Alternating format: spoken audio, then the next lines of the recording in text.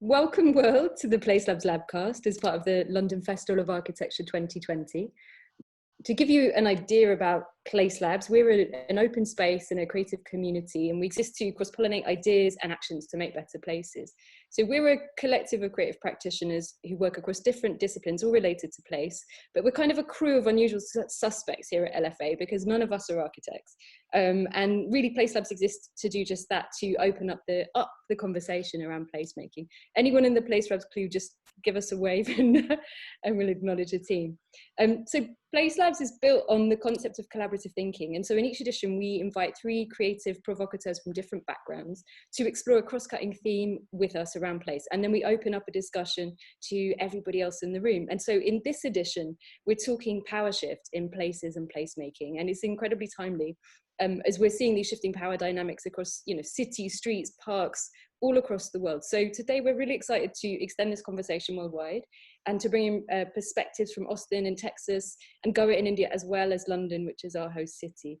So I'm Rosanna Vitiello from PlaceLabs, alongside your co-host Payal, Wadhwa, and I'm going to introduce our 3 speakers. So first up, we've got Hanna Benihoud, who is in London.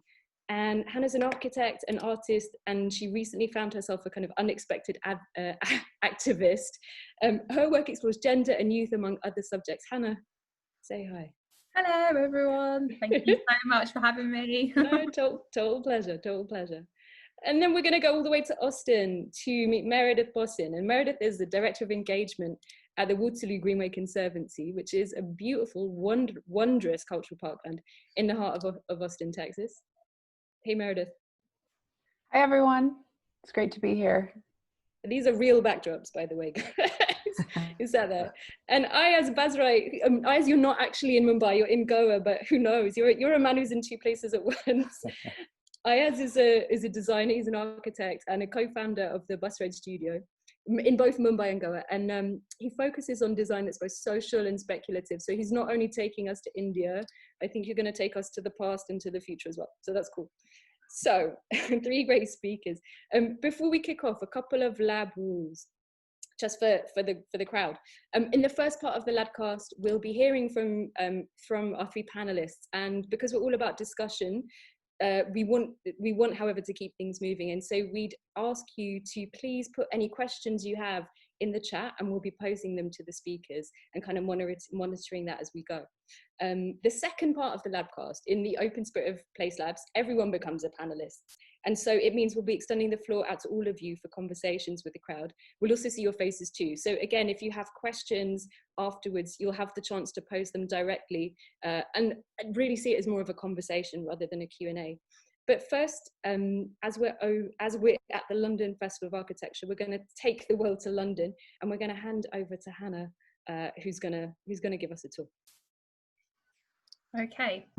Hi, everyone. I'm just going to share my screen to start my talk. Okay. I began my career as an architect. I was working for a practice that I loved on projects that I believed in. I worked in social housing projects and a youth project for 4.5 years, where I worked very closely with the community. However, as an architect, I felt that I was constantly getting pulled in multiple directions, and whoever had the most power could pull the hardest. For the London Festival of Architecture in 2015, I created this project in collaboration with my good friend Zora Shieb. It was called The City of Stories. It was a 1:50 scale model of a cardboard city cut out by hand. We worked with a charity called Kairos, who provided supported housing for people with drug and alcohol problems. Half of the installation was cut out by people who had been homeless, and half was cut out by architects. We shared stories and we listened. When we revealed the final artwork to the participants, they were taken aback. Some people even cried. We had taken up space with their stories.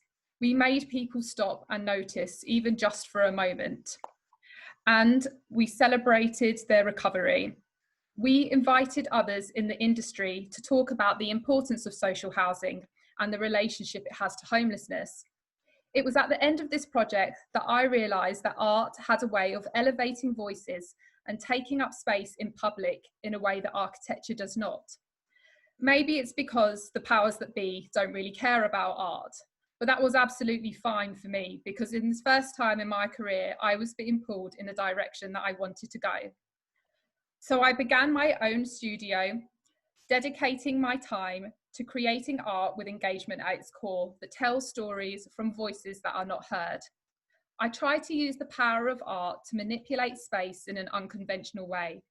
I use the nonchalance of powerful people who don't seem to really get art in a way that meant that I can get away with things that I could never do in architecture. Like designing gargoyles for a pump station with 5-year-olds. How are there not more gargoyles in architecture nowadays? Gargoyles are awesome. I suppose they're a bit too serious for the business of architecture. Well, I suppose they're a bit too silly for the serious business of architecture. Well, in art, we're allowed to be silly. Recently, I also had the pleasure of collaborating with another organisation called Street Space. This is a picture of a project called Her Barking, which is a women-led movement experimenting to collaboratively design and test low-cost interventions to make streets and spaces feel safe. What I love about this project is that it is testing the power of art, that it is testing what power art has on our experiences of the city, and specifically in spaces where urban design has failed us. Finally, I would like to talk to you about what I have been doing during lockdown. I continue to freelance as an architect to support my artistic endeavours. If you think making money as an architect is rough, try being an artist. Just like everyone else, at the beginning of lockdown, I was sent home from the office. Then I waited for the builders to be sent home as well, but that did not happen. The uncomfortable feeling that I had sitting at home while these men were sent onto site made me physically squirm. So I thought we should probably do something about this. I'm a young trustee at the Architecture Foundation, and my fellow trustees agreed, and we decided to start a petition calling for the closure for all non-essential sites. I thought this might be slightly controversial because of the impact it would have on architects, so I checked with the director of the Architecture Foundation, who gave us his full support. Great, I thought, this is going to be easy. Maybe as a profession we can actually shut these sites down. The petition gathered momentum outside of the profession, but it was quickly apparent that a petition alone would not be enough. So we wrote to MPs, we created infographics to share on social media, we wrote press releases, we called the news desks incessantly, we appeared on TV debates and the BBC, we interviewed people who walked off site in protest, and people who stayed on site because their financial situations gave them no other choice. We created a website, we emailed directors of developers, we had heated debates with site managers, we wrote to the RIBA, we wrote to the ARB, we called building control, we called health and safety executives, and we reached out to unions. We asked architects to use their voices. The campaign was successful in raising awareness, but sadly not successful in closing sites. Working class men were the chosen ones by the government to prop up the British economy during a global pandemic. The Office of National Statistics released its first set of data, and surprise, surprise, these men are not superhuman, and the construction industry has been hit hard. I'm going to end my introduction by letting you know that I had more support for this campaign from people outside of the profession than from within it. Not one architect practice publicly supported us. To me, the silence of our profession was deafening. We cannot pretend to serve low-income communities while simultaneously profiting from putting them in harm's way. Yesterday, I watched many architect practices share black squares on their Instagram. There are a lot more BAME people working on construction sites than there are in architecture practice. So where were you a few weeks ago? The construction industry does not need architects, but we insist that we are vital because we have the power to make a difference. But when called upon to make a difference that might require some sacrifice, we said we had no power to influence. Well, in my opinion, We either have the power or we don't. We cannot have it both ways for when it suits us. So the question I would like to ask the industry is, when confronted with issues like COVID-19 or systematic racism or gender inequality, how do we stop the very powerful act of doing absolutely nothing? Thank you for that, Hannah. I think the last few days, the last few months have made us all think about how much the social fabric of our cities is strongly dependent on those who we may have left behind, on those who we may consider invisible. And it's interesting to hear your take on this. What I'm really curious to know more about is, what does it take to do what you've done? And what has kept, in your opinion, architects and architectural firms from taking that stand or demanding a certain action that you have done as eloquently as you have? I think the reason why architects haven't taken a stand, what I've heard most of are sort of fears about the industry collapsing, and this sort of leftover fear from the previous recession. But I think one of the things that I really want us to all think about is like having empathy to the point where we are prepared to sometimes sacrifice things for the greater good. Yes, our businesses are incredibly important, but we were deciding to put those above the lives of people that didn't have a choice to go onto site. You know, people on site weren't going there because, you know, they felt like they really wanted to. People had no choice. So I think it's about using our voice and standing up and not being scared of losing work or offending someone or disrupting a relationship with a future developer because of what you're saying. Because really, if developers aren't willing to do the right thing, should we be working with them in the first place? Yes. So that's how I feel. Yeah, and I think it takes a lot to be able to step out of yourself within a crisis like this. But sometimes, yeah, I think what's interesting is when one person can take a stand, it's like, okay, someone actually, to quote Street Space and Philippa Bannister, who I know you've worked with, she wrote a really nice post about this the other day. A chink in the armor of normal, like something changes that one person, you know, can take a stand, and then it might open a floodgate. And I think we're going to ask that question back to the rest of the attendees at the end, because I think it's a really good one to see what people's opinions and commitments are. Cool, thank you, Hannah. Great. Okay, we're going to go from London all the way to Austin in Texas, and Meredith is going to take us to the Waterloo Greenway. Okay, over to you. Okay, great. Well, before I start talking about Austin and Waterloo Greenway, I did want to take a minute to recognize what's going on in the larger context in the US right now, and express my solidarity with the Black Lives Matters movement, and recognize the grief and the collective trauma that's going on in the Black community right now. And I also want to take a minute to explicitly recognize my privilege as an able-bodied, cisgendered white woman.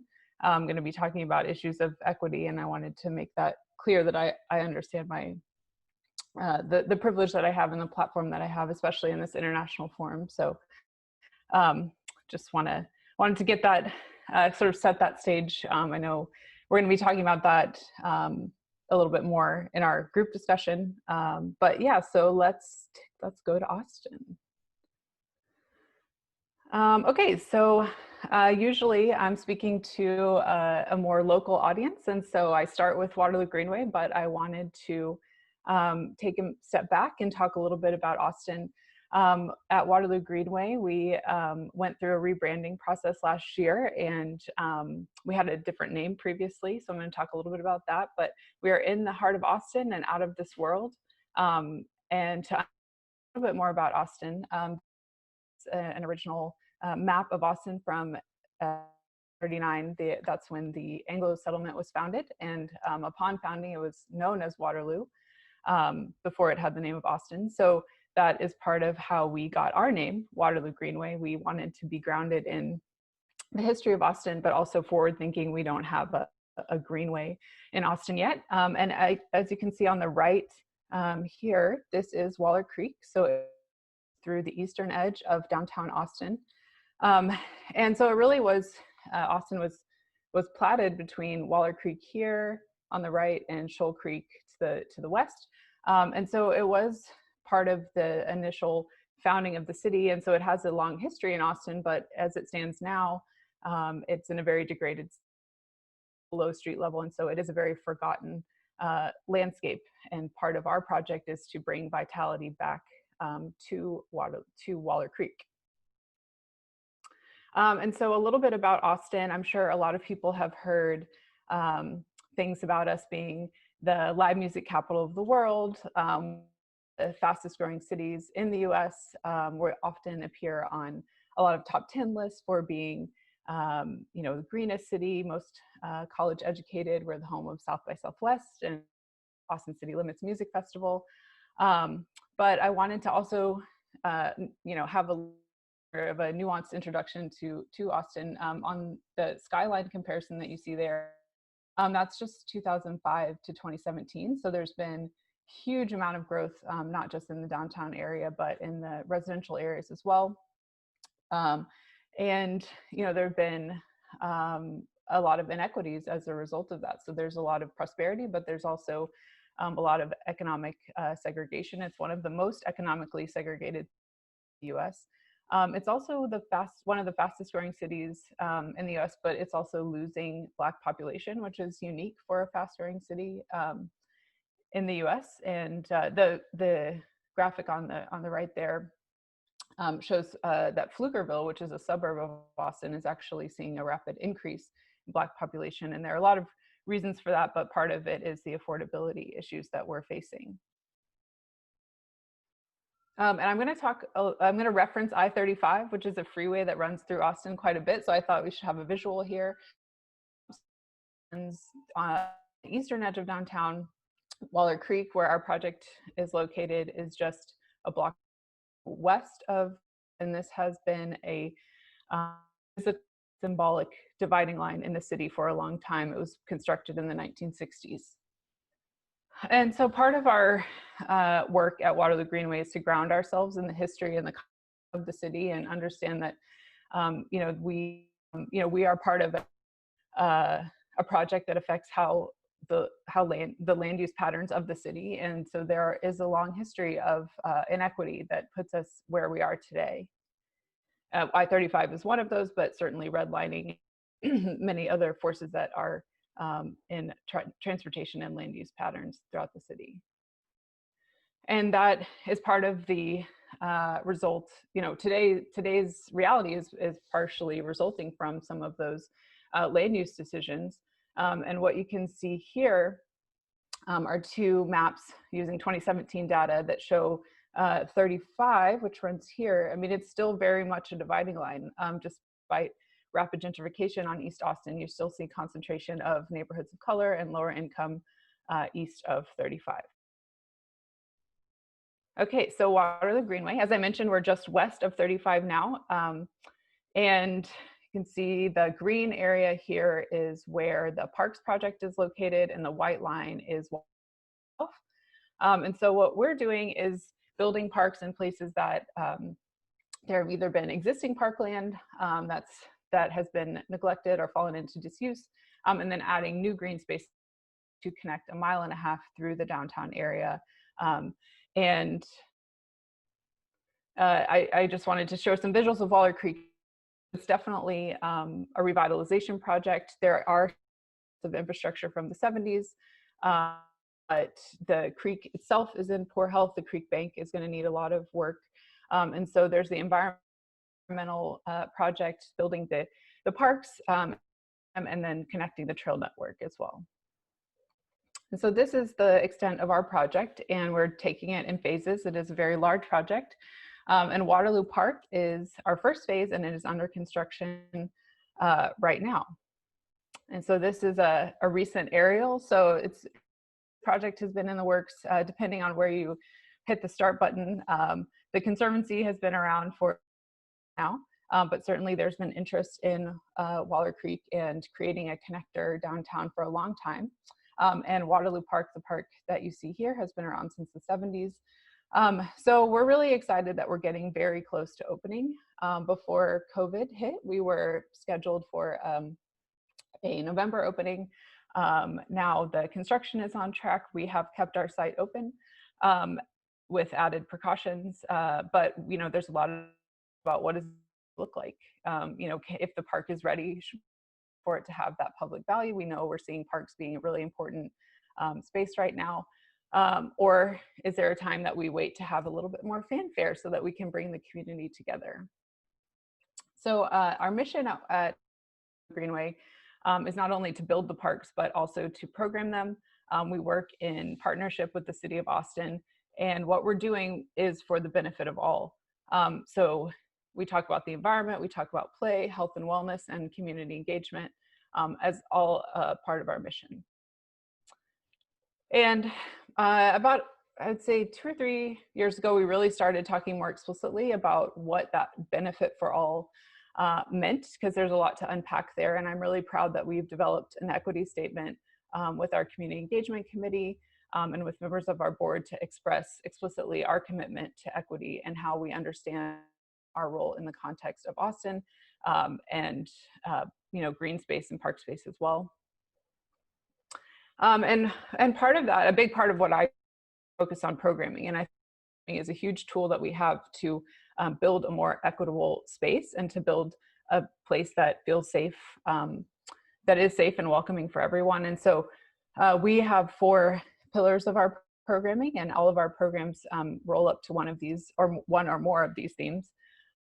And I think one I wanted to highlight is civic infrastructure. I think for a park, that's something that, arts and culture and health and environment, those are fairly common themes in park programming, but civic infrastructure was really developed to honor our history. And I think as an organization, we have always looked at our history and been aware of the history, but we weren't doing a good enough job of expressing that externally in our publications, our communications, and our programming. And I think it's been really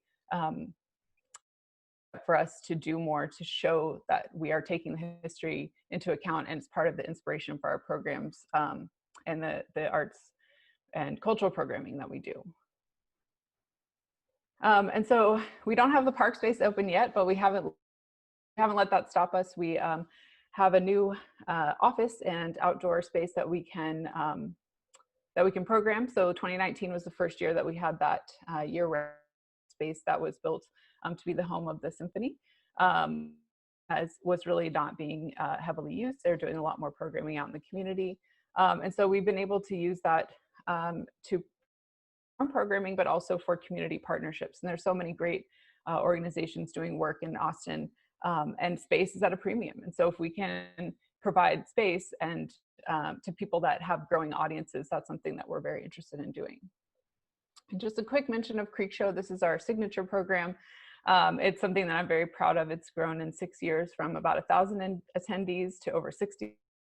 It happens along Waller Creek in some of those more isolated or spaces that I was showing previously. So it's really, it pops up for, it's up to 10 nights now. We commission local artists to do installations, and we've added kids programming, music, and people really make it. So it's something that has really built awareness for our project, and I think shows that even temporary interventions can have a really big impact. So I think that's it for my introduction, and I just want to thank you guys again for having us, and I'm excited to talk about Waterloo Greenway with you guys. Great Thank stuff. you so much, Meredith. So I think it's amazing to actually hear of another city at PlaceLabs. I think we've been pretty London-centric, and we've been guilty of that in some ways. And I think extending this format into a LabCast of sorts also allows us to begin to really learn from what other cities are doing, how other people are beginning to really think about placemaking in a manner that may not be the same way as we may need to London.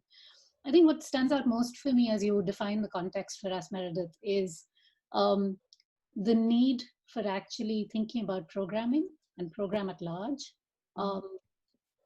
in a manner that it's integral to the way you think about planning space and planning place. How does that process really differ in the way you're approaching it, versus if you weren't thinking about programmatic interventions?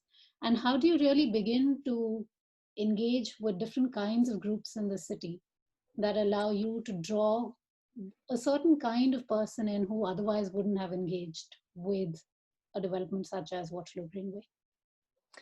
Yeah, well, I think one of the exciting things about programming is not only that it is so like people see it happening. It's the reality of what's happening, as opposed to sometimes the design elements that create the foundation and the platform, but may go unnoticed. So I think what we've tried to do is, we have this park under construction. We've been planning it for so long, and we've used that time to go out into different parts of Austin to people about what they want to see happen in the parks. And I think sometimes that can be a more accessible question, or something that people can relate to a little bit in design questions. And so a big part of our work has been to talk to people about what's already going on, and what are the existing assets that we don't need, who might be needing a larger platform, or are there things that we can do downtown that would attract people through programming that they might not otherwise come downtown.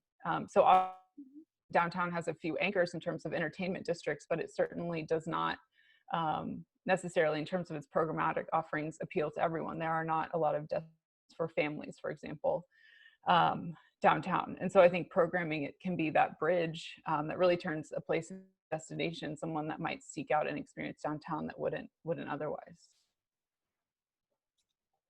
Thank you for that. That was really inspiring to see. I'd love to know more. You need to go visit. But actually, on that note, and just to open this up to Hanna and Ayaz as well, because Hanna, you also talked about the temporary. Like, what do you think is the power of that temporary program in starting to shift people's understanding or like feeling about a place? It's up to the two of you. Yeah, well, sorry. I think that I think what's great about the temporary stuff, and especially about art and with what like Meredith is doing, is that I think these huge infrastructure projects are so abstract for the average person who are not in our industry. And even when you do engagement, it's so difficult for the person who's not in our world to understand that you answer a questionnaire or you surveyed this and then in 15 years time something happened. Right. Whereas an art project, especially temporary ones, it's the instantaneous of it. Like, feedback, we can engage and then it can just happen. And having that ability to shape your environment so quickly, I think then it creates a sense of agency, which makes you more likely to participate in those other engagement projects for a longer term thing, I think. Yeah, that's a really interesting point. It's about scale. Ayaz, you were going to jump in. Go for it. Yeah, I think so. This running a practice at 2 speeds is really interesting, because so we use speculative fiction to be that faster speed iteration, and then we use our design practice to kind of slowly catch up with the speculation, because sometimes in the speculation you're able to also explore the fringes, which you don't have normally access to in a mainstream architectural practice. Like, you'd probably, the sort of more avant-garde kind of ideas will be kind of watered down in many ways by budget, by access to material, by all those kind of things. So within speculation, you have like a fairly sort of an environment without gravity, so to speak. There's no constraints as such. Yeah, that's really interesting. And actually, as an example, Creek Show, Meredith, to me is pure fantasy. It's literally like filling this creek that very few people would normally walk down at night. And all of a sudden it does become a true wonderland, for a week.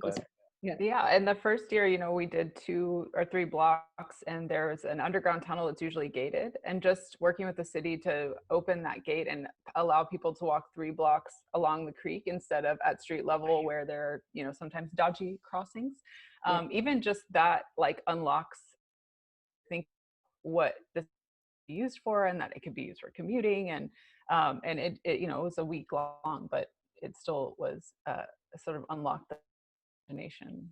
Yeah, that's a really good point. We've got a nice comment here from Will Sandy in the crowd, who says temporary projects and interventions are the simplest way to make meaningful change, offering real-time test beds that evolve and adapt with the community, client and user to help inform, influence, inspire the future permanent fabric of the city or place. Well put. So yeah, okay, here's to the temporary. Okay, as you're going to take us not to Mumbai, but to Goa in the middle of a cyclone. So like, we hope you make it through, but yeah, I'm sure you're going to take us in a ride. Okay, all over to you. Thanks, Meredith. Cool. So I'd like to, start this off with just giving a little kind of an outline of the work that we do. So we run a futures lab and a conservation practice in Goa, and also a design studio and architectural office in Bombay. So we're kind of split across two cities. And what I'd like to kind of, chat about a little bit with you guys today is some of the more fun stuff, because, so I mean, we kind of define ourselves as the fools, which is really kind of liberating, because I mean, the court jester has a very strong presence and history in both our countries. I mean, you have right from the Shakespearean tradition, but when we were looking at what the idea of humor or the idea of jest does in a political context, it's actually like a magic wand, because through the ages we have these stories of Akbar and Birbal, which are kind of quite central to Indian storytelling. And you have Akbar, who's probably, in the mid 15th century, the most powerful man in the world. And he's got this really, slightly unhinged kind of court jester who's, Birbal, who's supposedly, the fact that you're a court jester is actually a mark of your wisdom. It's not, it's not for the faint-hearted, because the jester is actually given the responsibility to deliver bad news to the king. Right, so he's actually got the agency and the power to be able to deliver bad news for which someone else would probably lose their head. So I think what could constitute an interesting power shift is to actually for more people to be the jesters. For us to be able to frame our interactions with the city in a more kind of stand-up comedy kind of a grammar. And what this is really interesting, the neuroscience of humor is very interesting, because it kind of bypasses your fear mechanism. Like most of our media environment kind of, reinforces a fear psychosis, which engages your reptilian brain. So essentially what you're doing is you're shutting off your, rational mind, and then expecting people to behave in rational ways, which is kind of complicated. So I think what stand-up comedy and speculative fiction does is it kind of engages your prefrontal cortex. So it allows you to actually make rational decisions better. And so, I mean, we started off with the idea of lies. I mean, something which is very interesting. So as a human species, we only detect lies at a 54% accuracy rate, right? So, I mean, just as a reality check, this is 4% more than blind guessing. Like if you had to just toss a coin, I mean, it's like just exactly 4% more than that. So we have a horrible track record at detecting lies, and obviously the power uses that. So, you have across the world, you have examples of, some kind of fake news and, dubious claims that kind of travel much faster than the truth can ever catch up. And what we started putting out as provocations was this idea of a political stage, which is backed by a massive AI that kind of real-time fact checks what is being said, and it kind of mutes your mic every time a lie is uttered. So, you can imagine sort of future TED Talks backed up by this massive kind of AI, which would either, mutter an expletive or just shut off when a lie is uttered. And so this is the kind of, I mean, maybe a small introduction to the kind of work that we do in Goa. Sounds fairly floozy. Well aware of that. So I think, and this is even more sort of random work. So this is something we run called the India Futures Project. And the idea of future speculation is kind of interesting because, I feel the prediction part of the futures is actually the most boring part. It's, all the stuff that falls in the cracks. It's all the, your interaction with your vegetable sales guy, or it's your interaction with your local Xerox guy. It's those kind of interactions that are very interesting to see in the future. So what is slipping in the cracks in the future? So these are kind of, ideas for sort of BMC drones that roam around Bombay, sort of fixing geotag potholes. Then these are like sort of, restoration work, which are sort of undertaken by a man and drone partnership. So the drone actually studying the Mughal tessellations and then marking them up on the wall with lasers, and humans are kind of working on the inlay work. This is sort of small simulations about cities with a 2-degree temperature rise. So that's Panjim, which is in the capital city of Goa, and that's what happens with a 2-degree kind of temperature rise. We also do stuff like this, which is essentially using drone imagery from various sources, and then so this is actually one of the most polluted rivers in Bombay called the Methi River, and we kind of quickly montage farmer barges on it, so to kind of pretty much use the fake news apparatus, but create montages that allow one to reimagine what the Methi River could actually be for the city, which could be kind of walk-on farms for people to buy local produce. And some of the more tangential stuff is really around, when we studied the Mars One, recruitment guidelines, we realized that the Gujarati population is very, very highly suited to move to Mars. They kind of are very, very, good with living in small spaces. They're primarily vegetarian population. So because growing kind of meat on Mars is extremely resource heavy. So it's kind of very easy for a large chunk of Gujarati population to make that cut to kind of shift to Mars. We start visualizing what are the, Martian Swami Narayan temples that look like, stuff like that. While it seems very random, I think one of the things that we try to also do is to get into a bit of civic activism, because some of these speculative futures actually tend to explore the fringes of everything. So, what exists in the middle is kind of boring, but as soon as you go out onto the sides, you kind of see all the interesting stuff.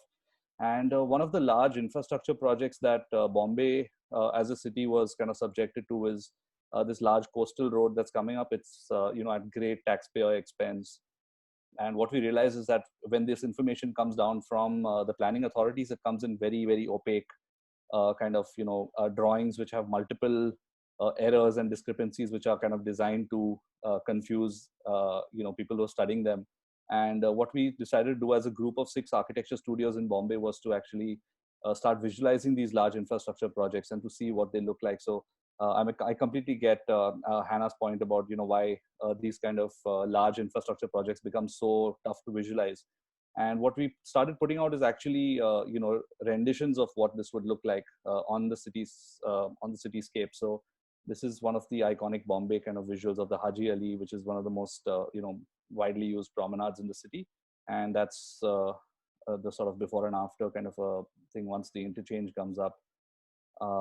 Once those kind of things went out, we also started putting out fake news about the project already being shut down.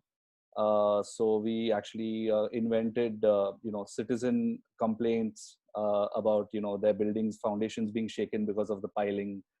So this is sort of a preemptive news saying that this is the kind of stuff that we're anyway going to see once the coastal road actually is commissioned, and sort of low-level tremors being reported all around that area. We also looked at the idea of once it's scrapped, what happens next. So this sort of a fake commission of projects that would happen in the city, which is essentially looking at upgrading the mass transit system. And we floated a fake competition into which we entered our own fake entries. So this is a kind of a mass transit upgrade, which is a double-decker kind of a local train thing, which topped up with a jogging track and paid for by advertising. Another very interesting thing that Power does is it creates, kind of self-referential statues. So we have statues all over the world, which are kind of mostly from, sort of insecure political regimes. So we started looking at, the idea of statues. And so, the idea of building statues is not really complicated. I mean, we've been building statues as a species for the last 35,000 years. But the idea is that, why does a statue only need to be reflective of, ornamentation or politics? It could ideally be performative. Like you can actually, because statues actually enjoy a lot of political patronage. They enjoy, pride of place. They enjoy a huge amount of political will. So we started thinking about what if the statue could actually perform a function for the city. And we started looking around at, data to give us those directions. So, India is the 5th largest e-waste producer in the world. And we started thinking about a statue that would really, have a sort of an e-waste sorting mine below it. And as gold and rare metals are rescued from old PCBs and laptops, they kind of start coating the statue with the specks of gold. So once the statue is completely gold plated, you realize the amount of e-waste that's been kind of sorted. And we obviously, like many other countries around the world, are going to run dry in the next 10 to 15 years. So we have a very dire freshwater sort of shortage. So we were looking at sort of, the seated Gandhi to essentially hold a desalination plant, which would, furnish Bombay's freshwater needs. These are sort of PM 2.5 scrubbers, which could be actually installed at multiple traffic locations. So it scrubs the atmosphere from sort of atmospheric pollution, which is a fantastic deployment of Gandhi's Charkha, I think. And this is one of my favorite ones. It's actually an offshore solar drone recharging station.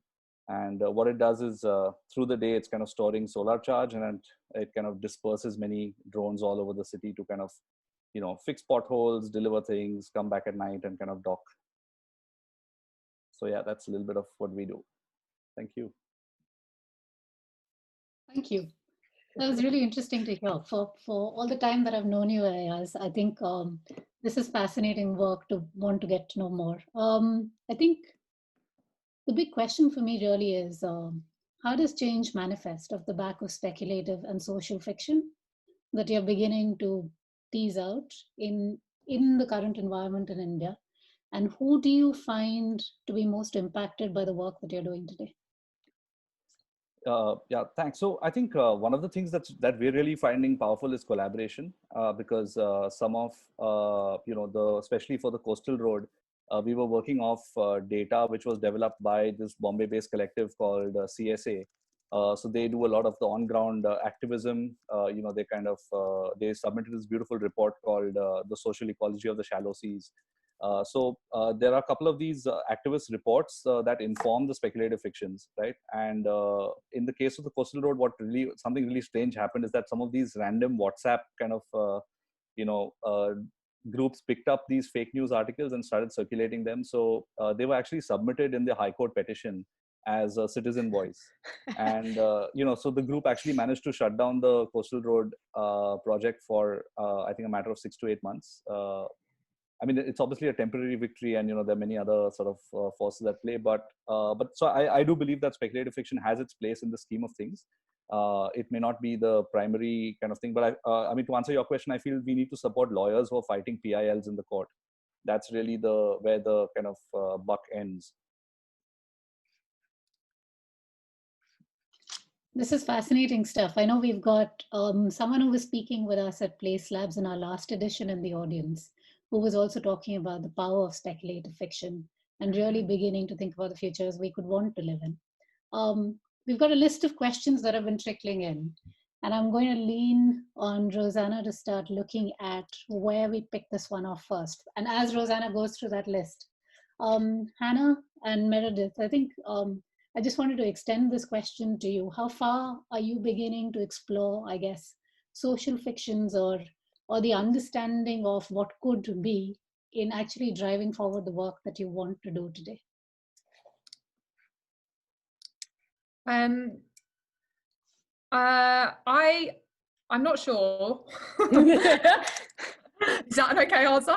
Yeah. But I have been really inspired by Ayaz's talk, and I saw it, we spoke about it a couple of days ago, and I was like, because I'm very new to activism and to this world, and I thought, well, that was a tool that I didn't use. Maybe that could have been something that I could have engaged to garner more attention maybe. And I suppose the question that I would have for Ayaz is how it's kind of like, I suppose, like political satire, but for the urban environment, right, and how you sort of manage the idea. I would have so much anxiety about fake news being spread, like that it does like more harm than good, and how you sort of balance like something like that going, viral or sharing through WhatsApp. So I would have that question. You. Yeah, I think I think nostalgia is a very powerful tool. Nostalgia is normally framed in a way that we have nostalgia for the past, right? But I don't believe that's always true. I feel nostalgia can be created for the future as well. So, you know, Yeah, when that's you nice. portray a city, when you kind of able to put out a city in public imagination, it sort of creates this itch that, you know, why am I Mhm. not living in that city now? Mm. Right. So I think the idea of visualizing provocatively what could be is fairly powerful, because it kind of creates this, you know, very irritating thing that you can't get rid of. Like, you know, and nostalgia is used by power throughout the world. Like, you know, the whole look back at our kind of Yeah, original roots and stuff like totally. that. I mean, it's a very, very powerful, potent tool. So I feel if we deploy it in the same way, but use it for the future, to kind of spell out a more equitable future, it also puts a lot of pressure on us. Like, we as practitioners have to be able to visualize that future and then be Mhm. able to kind of, you know, put it out in a provocative way that then finds its own kind of viral audience, or, you know, it kind of spreads. So it's, I mean, I believe it's like a new emerging discipline for design. Yeah. We don't have the rigor or the tools to, you know, teach it the way modernist education was taught, but I believe we're getting there. So I think one thing that's really interesting is, Hannah, one of the first things you said was art lets you get away with things that architecture Mm. doesn't. And you've been Yeah. deploying fake news. And Meredith, you've been like putting crazy installations in to totally change people's perceptions of what a place is. So like, why do you think that city making has become so, you know, so serious in its process? Can we have fun with serious means? Would we get there quicker? Would we get to the Well, future quicker if we did? I mean, I think that people, yeah, I mean, I think like Matt, you know, using fun as a tool to lure people in, there's nothing wrong with it. And you Right. know, I with Hannah have not considered speculative fiction before, but I was struck by some of those renderings reminding me of things that people submit for Creek Show. You know, it's Yeah, like totally. there's this idea of like, what are we presenting that that we can change or that we want to bring to people's attention. And last year we also did a collective art project with the Highline Network called New Monuments for New Cities, Mm. where we were looking, we asked 25 different artists around 5 different cities to respond to a prompt. There was a lot of discussion at that time in the US about monuments, what they stand for, their role in public space, should they be brought down, should they stand because they represent history. And so there's one poster that I have in mind in particular, Ayaz, that reminded me of, that was really, I guess it might have been speculative fiction, really, in a way. So I think there's a lot of crossover between the way artists are responding to things and your practice. Yeah, I think that's an I think interesting there's point. also something interesting going on at large around the idea of critical design, right? I think, I mean, with the beginnings of the conversations with the likes of Dion and Rabi and at the RCA in London, and this is, I guess, 2006, maybe 2006, 2010. But then you begin to think about what has design and architecture education really come from. It's come from the tenets of saying form follows function. And I think in some ways, you know, the strictures of effectively building a certain way come because we are told that we have to observe certain laws in order to build the cities that we do. And those cities aren't working for us anymore.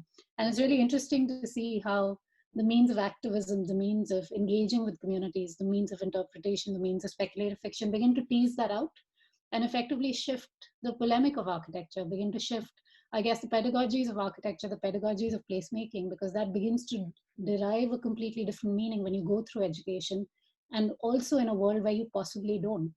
Because in one way, I think one of the things we often talk about at PlaceLabs is how we are strangers in a mix who haven't studied formal architecture and find ourselves running this forum, effectively talking, and perhaps at some points in time of, you know, talking about what's wrong with architecture.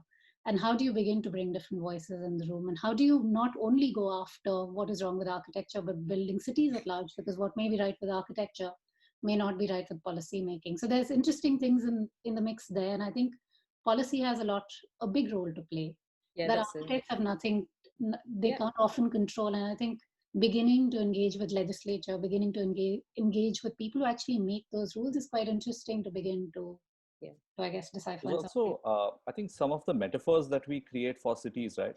Those really need examination, because, for example, one of the most abiding things that people talk, especially about Indian cities, is this idea of the juggernaut, right? It's this sort of vast kind of motive force that you're just part of the flow. You can't really do much to resist or do anything about it. And the roots of the word Juggernaut is crazy. It's like, the Jagannath temple, essentially this massive chariot, and devotees were throwing themselves in the place of the chariot wheels to get crushed while the chariot moved, right? So that's actually a potent metaphor for the city experience. Like, I mean, the city has a force of its own, and people are kind of, getting crumbled under its kind of wheels. But, Banksy's definition is amazing, right? He talks about a city where it's a party where everyone's invited. And if one changes the metaphor or the kind of terminology around how one refers to the city, I think that's very, very empowering. I mean, the more people who see themselves as contributors to the city experience, the better, I guess. Rosanna, we can see you. You can't see me. I'm going to pull a question from the crowd to respond to Ayaz. This is a question from Will Sandy, because I think this is an interesting one. He's talking about disruptive students at school. So if at school, we were a disruptive student, it's seen as negative, but there does seem to be a shift towards this kind of promotion of disruption or disruptive thinking. And I think also in cities that have been really ordered, as you guys were talking about, the idea of very functional places, now moving towards more disorderly cities. So you're from three very different places, which all have their own flavor of, let's say, order and disorder, right? I think that's one way to put it. Do you want to talk about that? When did disruption start to become a positive thing? And do you think it's just starting in this realm of the built environment? I'm going to throw it to Hanna first, actually, because you've just been doing that, trying to do that. I'm a fan of disruption. I've taught a few times. I love the disruption students. They're my favourite. I think bad kids are the good kids. Yeah, damn right. It's we need a bit of that. I don't know. I think one of the incredible things about London is its chaos and how much you can't really anticipate what's going to happen around each corner, and how communities are so integrated with each other. So I think this idea of having the ability to disrupt things is fantastic. I've lived in other countries. I lived in Vancouver for a while, and I found, like, making artwork there were a lot more hurdles to cross to be able to do something. For example, this artwork behind me here, is a 3D mural, and I had to go for planning permission to get it because they said it was 3-dimensional. So and I had to put in an application and then someone was like, well, it's not a building. So then I got sent to the sign department because it might be like a sign, and I was just like, oh my gosh. Whereas in London, I have suspended things above stuff. I've probably drilled things to walls I shouldn't have. I feel like we get away with a bit more here, and I think it's really important to do that again, to make the city feel like it isn't just for this very specific group. I'm a fan of begging for forgiveness, not asking for permission. And then Meredith, how about Austin, which is renowned as being the place where, when you're a little bit different and you live in Texas, you kind of end up in Austin. Is that still the case? Does it have that kind of? Yeah, I mean, that's part of our story. I mean, I think that's part of the discussion that goes on. Are we really, our slogan to keep Austin weird? Are we really that weird anymore? We experience a lot of the same things that other American cities are experiencing. But the disruption example that came to mind was that happened in the past couple of years. I mean, I associate the term disruption with technology as an industry, as the way that it sort of rose to mainstream use. And we had the example of scooters. I don't know if that was the case in other countries, but in the US, we had scooter companies drop off individual scooters en masse in cities without consulting with local government. And so on the one hand, the disruption was welcomed by some people because it provided us a transportation solution that wasn't a car, that you could go, a mile plus, and places that don't have, Austin doesn't have as much public transportation as it needs to serve the community. But on the other hand, that disruption, without the planning with the city government, there were a lot of challenges that were presented by not going channels. So it was like, it would have taken years if they'd gone through the proper channels, but Right. there were, so that's an argument for disrupting, but then, there were a lot of mobility challenges presented to people that are, in wheelchairs on sidewalks and stuff like that. I mean, there were a lot of considerations that just were not taken into consideration. So I think there's value in it, but it also needs to be, it's not always equitable. So. And Ayaz, what's your experience? Yeah, sorry. Yeah, no. No, I think so. So, I mean, I have a slightly different take on it. I feel like, the idea of disruption in, say, in a 60s education, right? Like like what Payal mentioned, the form follows function kind of an education. This kind of comes from a very old school of thought, which is essentially termed as arborescent, right? Which is tree inspired. So you have, our mind tends to create flow charts and kind of hierarchical kind of, structures, which are kind of tree inspired. And in a tree metaphor of thought, disruption is death, right? Because if you cut the trunk of a tree, the tree dies. But in the postmodern condition, the metaphor of the plant changes. It becomes like more akin to a bamboo grove, right? So the bamboo grove has no beginning or end, and any disruption in a bamboo grove is a sign of new growth, right? So I'd actually, argue that if education patterns shift from modernism, the sort of Bauhaus, the more kind of straight-jacketed kind of education, if we shift out of that framework to creating a more rhizomatic, more collaborative kind of framing, then disruption becomes just another experiment in a vast kitty of experiments. So disruption is fairly enabling. I mean, it allows you to explore adjacencies, right? I mean, you can see who's around you. Like, I mean, it would allow Hanna to be both an architect and an activist at the same time, and allow cross learning between the two. They don't necessarily need to be in separate silos. Right, one or the other. That's a great point. So I think it's more the death of the mental makeup than it is manifested in the real world. Yeah, that makes perfect sense. I think on that note, we're going to magically shake our computer and make all of you attendees, and we're going to disrupt this into panelists, and then you can all ask some of the questions. Luckily, we have a tech team behind me, and it's not just. Okay, I think this will take a little minute. We've got some brilliant questions from Noel Mocker in the crowd about appetite for disruption, from Paul as well, and Gemma, who I have to say I think are both from the School of Critical Design, so they've got a lot to say about this idea of speculation. A new one that's come in from Basha on empathy as well. So I think this will just take a minute, and magically, I think you should all turn into panelists. Let's see. Here we have. Let's see. Noel Mocker. I can see you. I can hear you. I can't see you, Noel, but I can hear you. If you've got your. I'm just going to go with audio for now. That's cool. Don't worry. Please. Hope you're doing well. Throw us all your question. Yeah. So Ayaz, I really liked your kind of satirical approach. It's really refreshing. But I'm really curious to know, among some of the more traditional kind of actors in the space, of which there are quite a lot, do you have kind of a lot of kind of positive reception from those sorts of groups?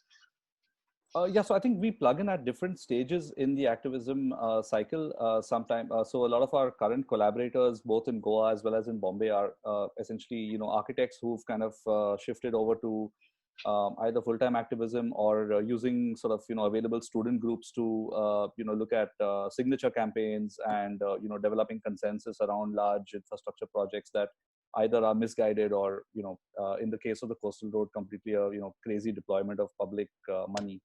We kind of we explore the fringes of their research, right? So we kind of look at how things can go horribly wrong, how things can go really, really well, or where would the resistance come up from, and we try to kind of run a lot of different scenarios by them. And once they kind of are okay with the kind of scenarios that we're developing, because many of these are very, very nuanced and have many, many fine lines. I mean, we've gone a bit off the deep end in some cases where they've said, okay, that's a bit too much. Like, let's pull it back a little bit, because a lot of these things are submitted as citizen voice as part of PILs in court. So it's done in a fairly collaborative manner. I think the visuals come out at the end of a much longer consultation process, and but it's been extremely enriching. I mean, to get access to that kind of data of research. I know that we as a small practice don't have the bandwidth to actually, do these massive signature campaigns or, deploy, 500-600 people around the road to hold up signs and stuff like that. But I feel the answer in doing that is through collaboration, is to kind of, reach out to many people who are doing, work that you personally believe in on the ground, and offer services without kind of any ego attached. And I feel like one of the best things to do is to take money out of the equation. As soon as the money exits the equation, then many conversations open up. If they know that your services are free of cost and they're pro bono.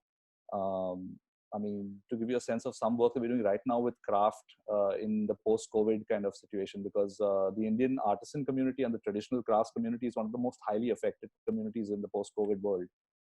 So some of the speculative fiction we're doing is to kind of, get informed by work at the MIT Media Labs, and show that to traditional crafts communities, saying that, there is a potential opening for you in aerospace, right? Why only consider being a basket weaver? So, I mean, it's just a matter of, mixing up things and, showcasing the potential of what human skill can do. And speculative fiction just becomes a very fast, iterative tool to do that. We had a really interesting question from Gemma about this idea of making speculative fiction real as well. Gemma, do you want to throw that out as well, because it might be relevant to Meredith and Hanna?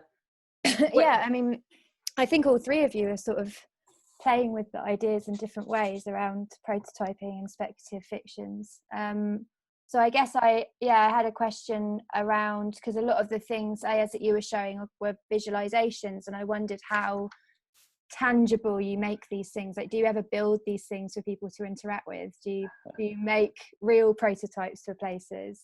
Yeah, that's really the hope and dream. So I mean, we've had a few successes. I mean, I wouldn't say we've had a lot of successes. I mean, we're very far away from floating barges on the Methi River, but I feel one of the things that was kind of interesting is we put out this provocation around how solar power is deployed. Right, in India, solar power is mostly a land grab. Because you get a lot of subsidies for putting up solar fields. So it's pretty much in the mind of the developer, it's the same as planting sugarcane or putting up solar power. It's really a land subsidy. So we were wondering about, and I feel this is a paradigm across, like, I mean, you can even look at the Tesla power fields as, large land grabs, because what it does traditionally is it keeps community out, right? Most of these solar fields have large barbed wire fences around them, and technology is deployed in the most dystopic way possible.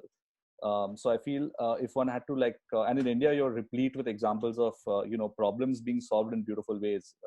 We are a huge culture of step wells, which was, this extremely topical solution to aridity, where you could create cultural spaces where communities inhabit step wells, and they then go closer to the source of the water depending on the season. And we started wondering what would an inverted step well look like, which had essentially, which was harnessing solar power, but it's actually a sun temple, and one of the most famous sun temples in India is this sun temple called Konark. The etymology of the word itself means sun and corner.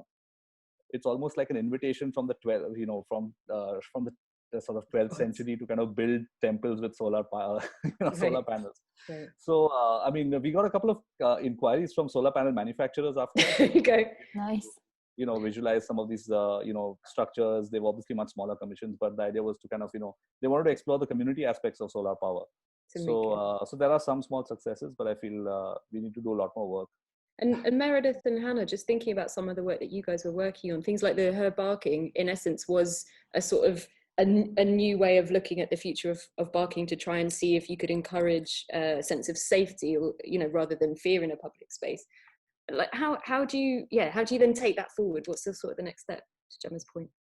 I think with what Gemma was talking about, I think the trickiest thing is finding funding for these things. That's usually the issue that is the trickiest thing. And I think what Street Space did, which was so brilliant in particular, is that they did this really low cost intervention where they spent like £50 just doing intervention in this alleyway, and then used that to be able to go for funding from the lottery, which then got £10,000, which is then how they got me involved.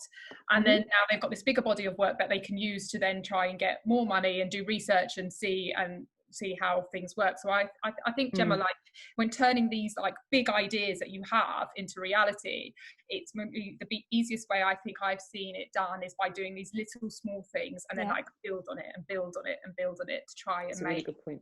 Right, so you create the feedback loop then between those smaller, lower risk interventions and the bigger decisions. And the biggest thing I'm constantly battling with artwork when I'm trying to get money from people is like, where is the value? Where's the value? Where's the value? So if you have something smaller that you could be like, look, here, this what I did this, and this happened. And then you can use that or your portfolio, whatever, to try and turn those big dreams into a reality. And also I think the idea of repetition is quite interesting, which is something that the Waterloo Greenway team have done with Creek Show as an example. It's like you do that year on year and year, and it slowly grows and can scale. Yeah, I mean, we started, we didn't know if anyone would come at all. And it was really interesting that first year. And we do a call for ideas because there's been so much excitement and interest. But the first 2 years, we were reaching out to networks of our board of directors and people that we kind of had to volunteer to participate because it was like crazy idea. Like, you want us to build something down there? Like, no one's going to come. But yeah, so it built from 1,000 people to 60,000 people. So it's been great. I also wanted to respond to something that Hanna said about the value, the demonstrating value, and I think that's something that in the parks programming space, a lot of times what the metrics or the value can be showing people.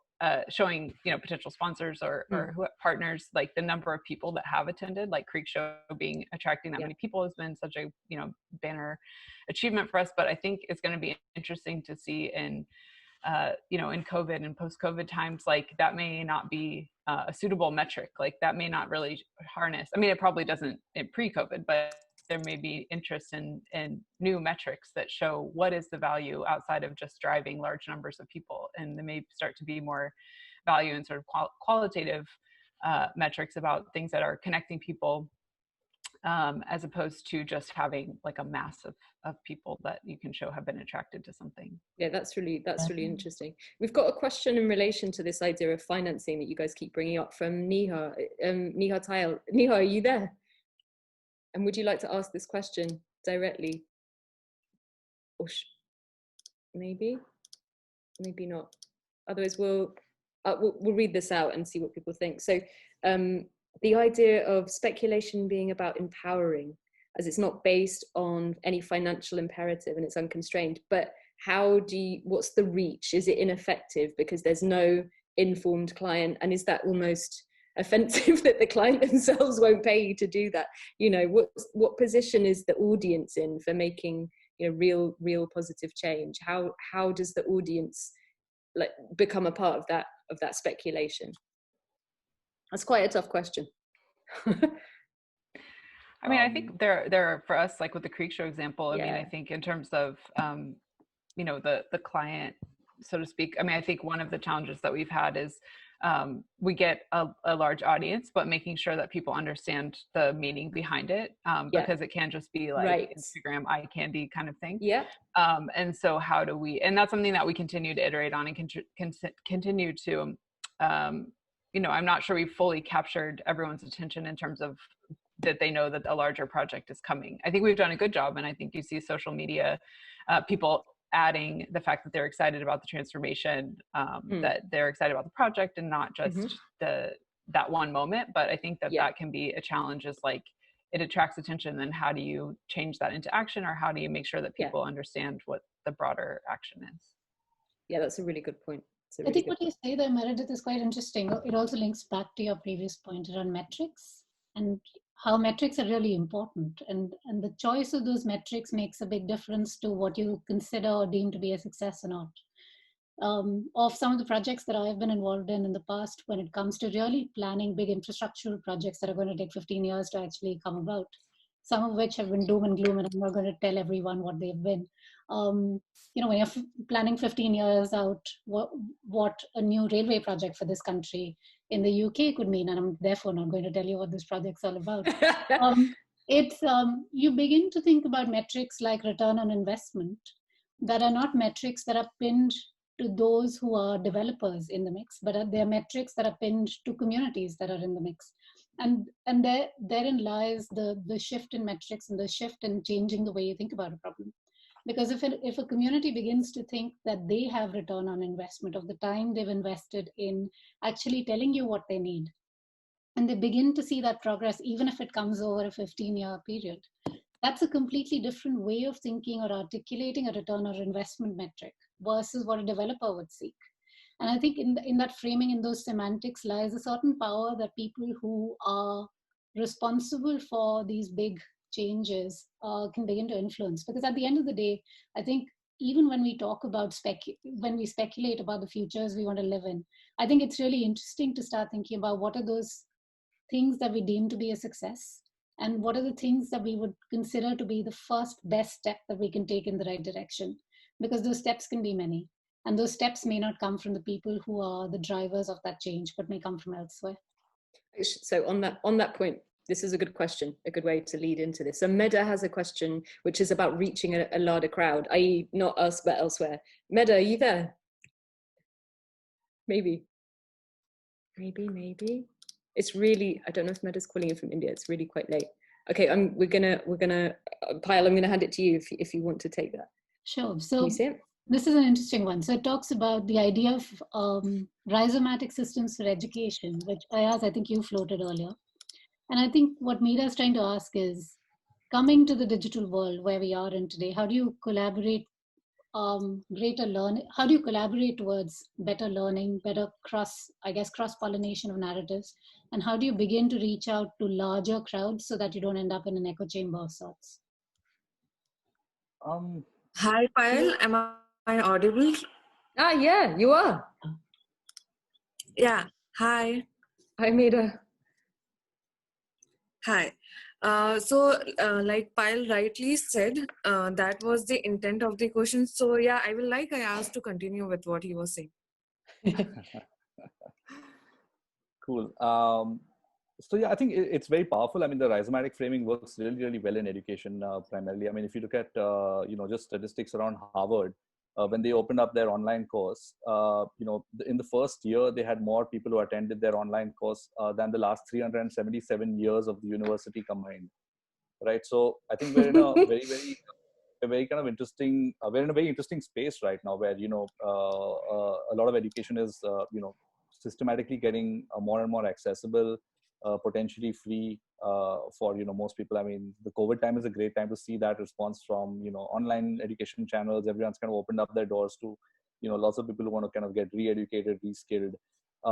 I think so. It's also I mean, it's a very, very internested question, because I also believe education allows you to re-affiliate identity, right? You don't necessarily need to have studied 7 years or 8 years of being an MBBS doctor and then not being able to do something else, within, architecture or city planning or aerospace or whatever it is. I mean, we're actually coming very slowly to the idea of being in a perpetual university, where you don't stop your education at the end of 4 or 5 years. You sign up to a university for life, right? I mean, you need to, go back every couple of years for a top up, and your relationship with the university keeps changing. You could go back as a mentor and a teacher and also study. But the sort of the power balance slowly shifts between who's teaching and who's learning, and it becomes a more kind of symbiotic process than the current metaphor of like the sage on the stage, where you have sort of a unidirectional education being imparted to you rather than you being an active participant. And I think in that, I mean, I think what you mentioned about a rhizomatic system, that's really how it works. Like rhizomes work without hierarchy. Right. So yeah, I hope we get there soon, man.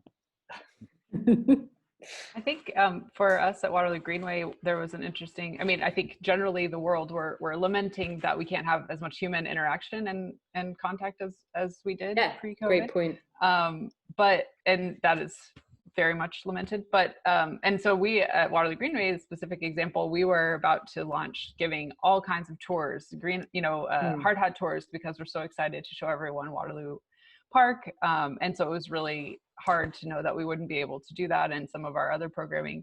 And so we launched virtual tours. And I think, you know, at first it felt like kind of a drag, like, you know, we can't be there in person. We got to do like a virtual tour, right?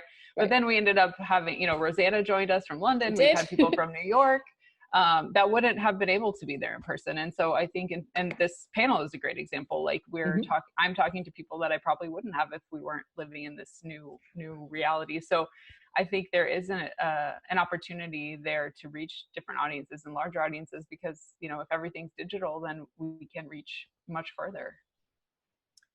Can I add something to that? Yeah. I've been in the middle of an engagement project when this all happened, and so everything kind of went, you know, online. And one of the issues that I've come across with like a primary school that I was talking to, actually 20% of the kids in that school don't have electricity at the moment in London, and that's because they're on the meter. Yeah. So because they're on the meter and they've lost their jobs, they don't have that access. Or there are families who only have one laptop and two parents working from home.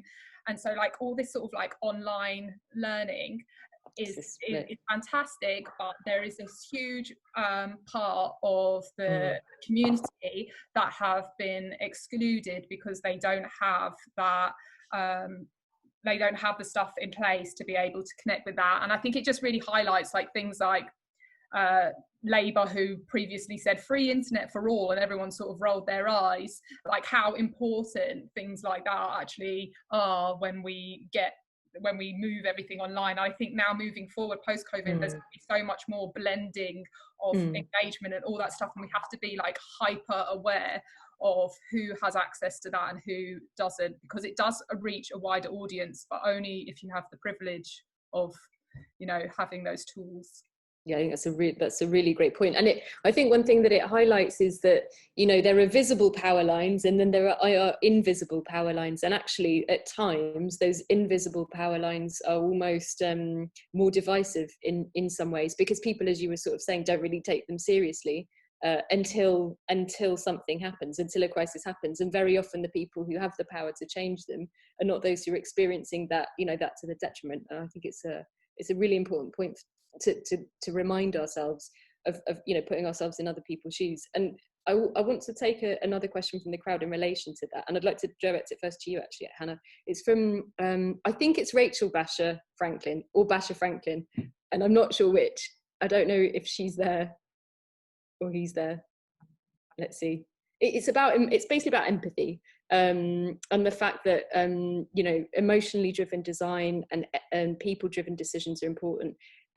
How do we sort of bring empathy back in it? And I wanted to direct it to you because I think you had this really nice line on your website, which is, for me, being an architect is more than just buildings. You have to imagine what it's like to be somebody else.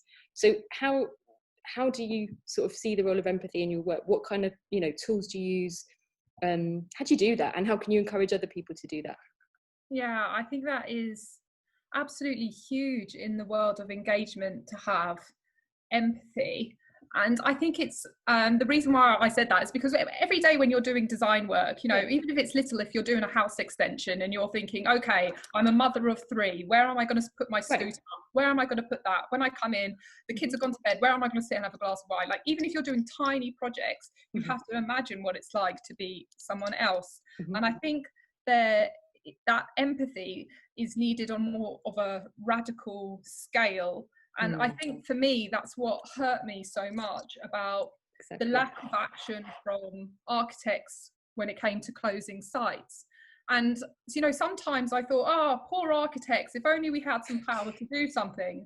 And then other times I would think, do you know what, you liberal Guardian reading hypocrites, where are you? Yeah. Like, so I feel like with empathy, not only do you have to feel it, and you have to really do like radical sort of listening, but then you have to act on it.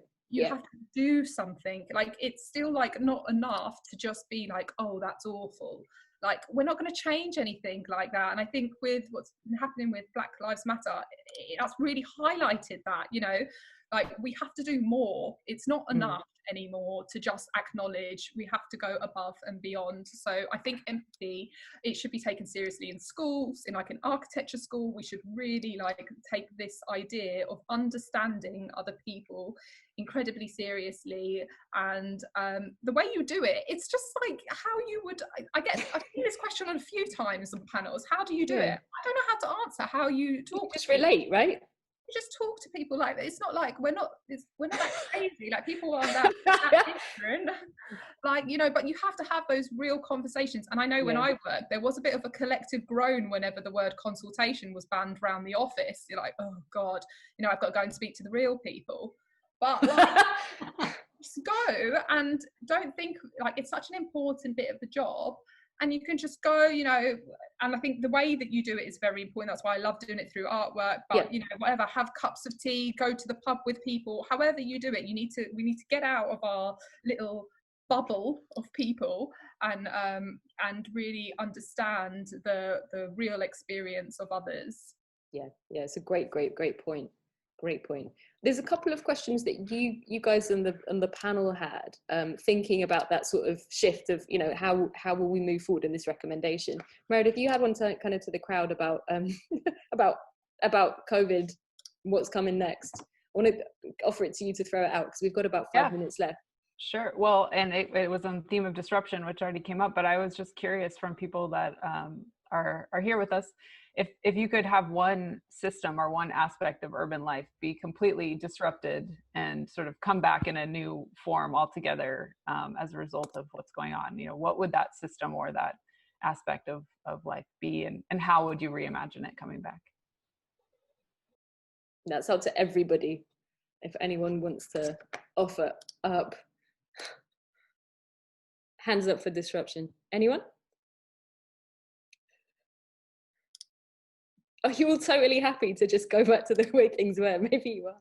I can say something here. Yeah, go for it, Lisa. I think for me, it's probably about the life-work balance. So being able to prioritize life and work in a different way, and really recognizing that we all deserve that, to have more quality of life, as opposed to just kind of the pressure of working and appearing at the office or going to the location. Obviously, that's still there to a degree for all of us, depending on the work you do. But yeah, I'd say just to kind of shift that balance and turn it and adjust it, because that then affects everything and how we connect, the empathy, etc. That's a huge part of it. But ultimately, just to reorganize our priorities in life, and for that to be okay socially, economically, politically, professionally. You know, family matters, friends matter, health matters for everyone. So that was my little priority to myself. I'm reminding myself as well. Right.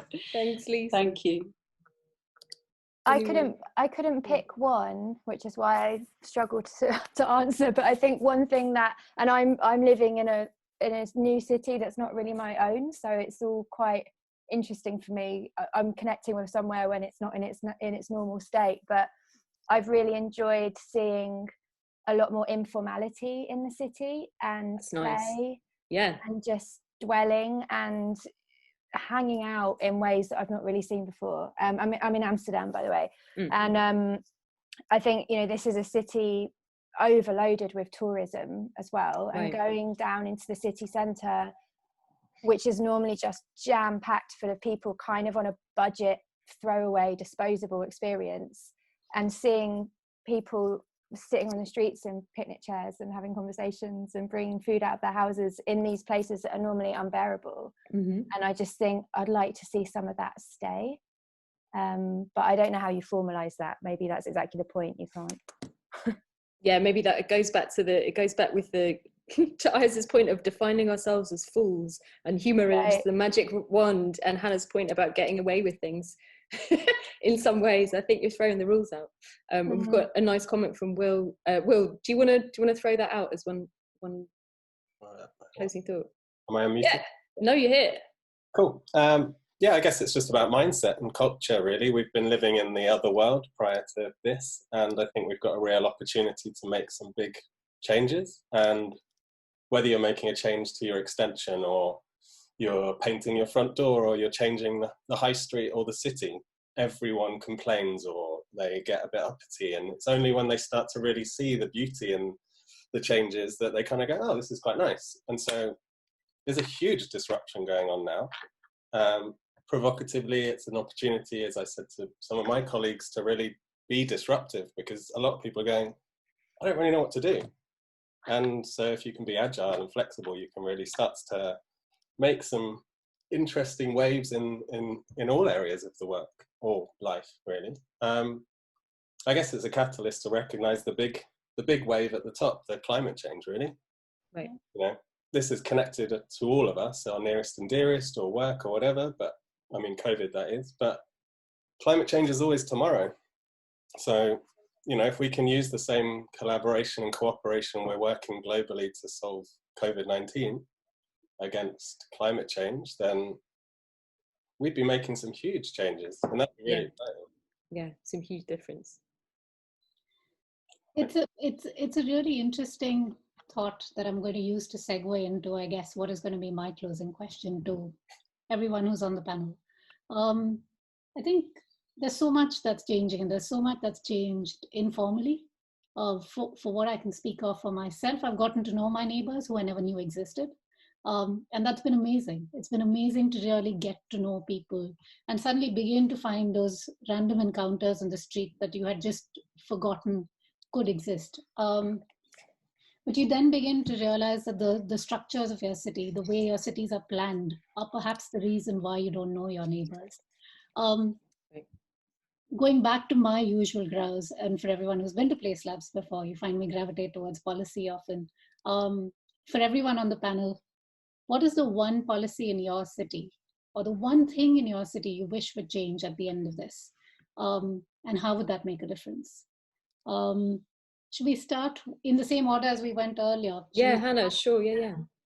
Give us your London take. The one thing. I think it would be, I think from this, for me, and I suppose with my relationship to this activism, it would be about understanding what roles and responsibilities we have, and what we do or what we don't do can affect our space around us. So I think it's this sort of idea of like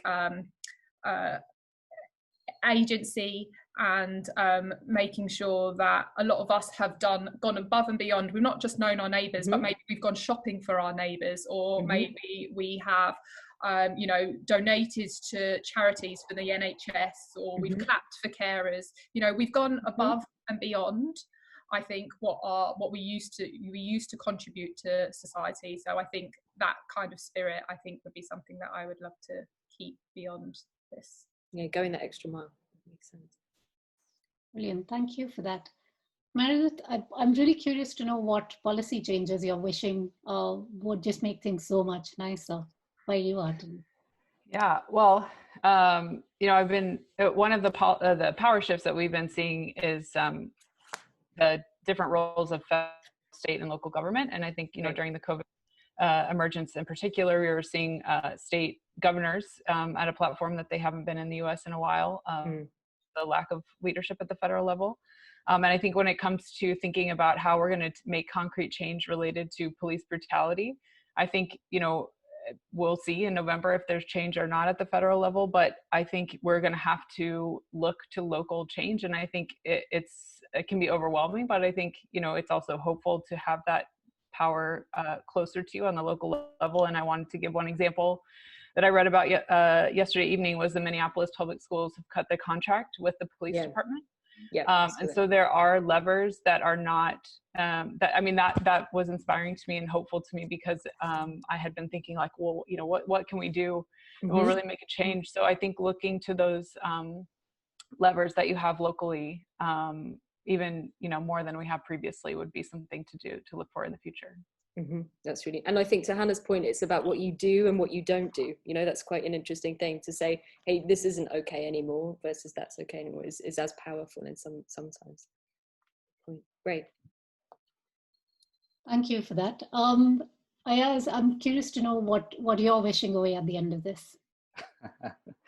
So I think, I mean, it's a very interesting question. I think maybe at two scales. I mean, one could think about it at two scales. One is, fairly like the city scale, which is really, I think, especially a city like Bombay is built by its bylaws, right? So across the last 200 years of Bombay's history, we've had various different kinds of bylaws. And interestingly, right now with our health and ventilation, bylaws, we are putting ourselves in the same health and ventilation category as it was before the plague hit Bombay, right? So essentially, one can also argue that a lot of these pandemics are kind of man-made in many ways. Like we don't allow ourselves access to, open space. We don't allow ourselves access to, like these beautiful parks that we're building. I mean, just statistically, I think we spoke about this. Like London actually has 38.2 square meters of open space per capita, and Bombay gives us 1.1.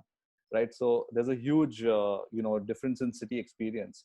And what I'd love is if Bombay as a city mandated say 15 square meters of open space per person in terms of a more progressive ruling, and then the citizens are left to figure out how to make that work, right?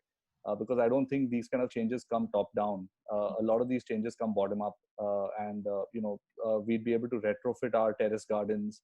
We'd be able to create active linkages across different people's terraces. You could have a whole sort of urban farming activity running on the entire rooftop scape of Bombay. So I feel I'm fairly optimistic that when people are given the tools to build things, fun things on their own, I'm sure some really, really interesting things can come out of it.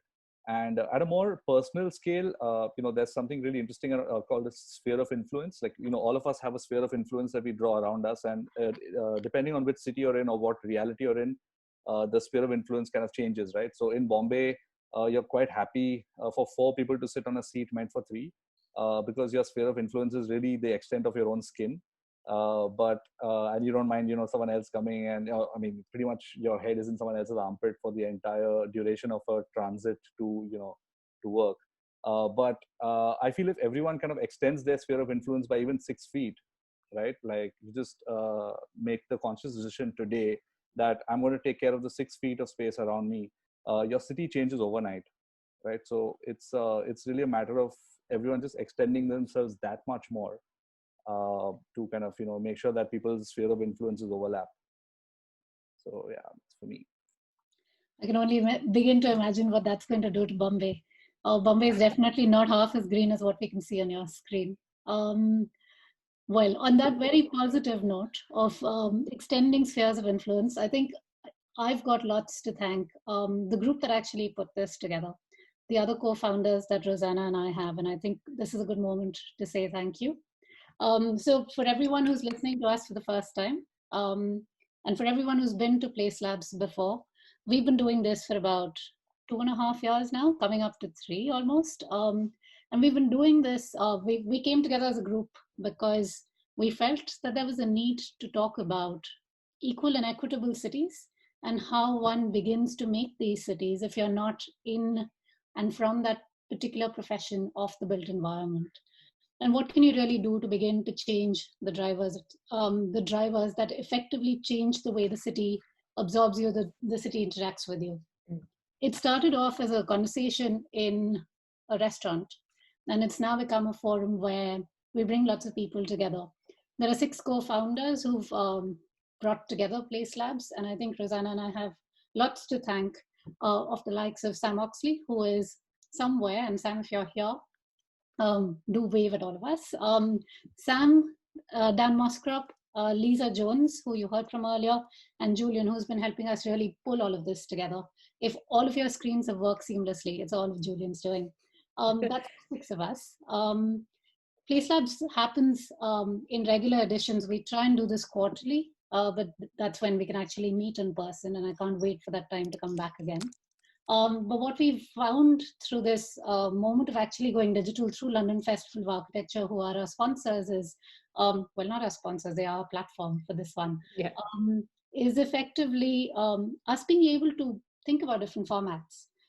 So if you follow us already, you know we've got a podcast out. Please do listen in. It's our 2nd podcast, and we'll send around a link later to everyone who registered for this one. And this one is a LabCast.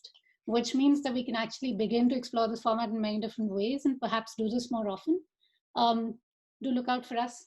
Do write to us if you're curious to know more about what we're doing, what each one of us is doing in our individual practices. This is all side of desk for us. But what we're beginning to do is effectively create a movement around changing the way we think about cities, changing the way we talk about cities, and ideally act upon cities as well. That's it from me. I'm going to just pass this one to Rosanna. Yeah, I just want to give a massive thank you to our three panelists for all their thinking, B, for all their ideas to action and all the stuff you started to do.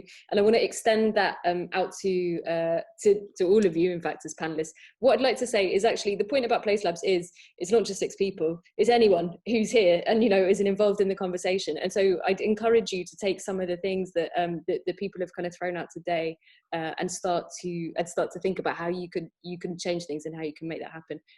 Three brilliant examples from around the world. It's beautiful to be able to talk and compare experiences as well. I think it's something that we'll all do again. So I don't know if applause works online, but I'd like to give a big round of applause to everybody. It might just be one person. Thanks a lot, guys. Okay, thank you. That is all from PlaceLabs for this evening or this morning, depending on where you are in the world. And you can follow us. All the details are up here now. Thanks a lot to everyone for joining. Take care and stay well. Thank you, everyone.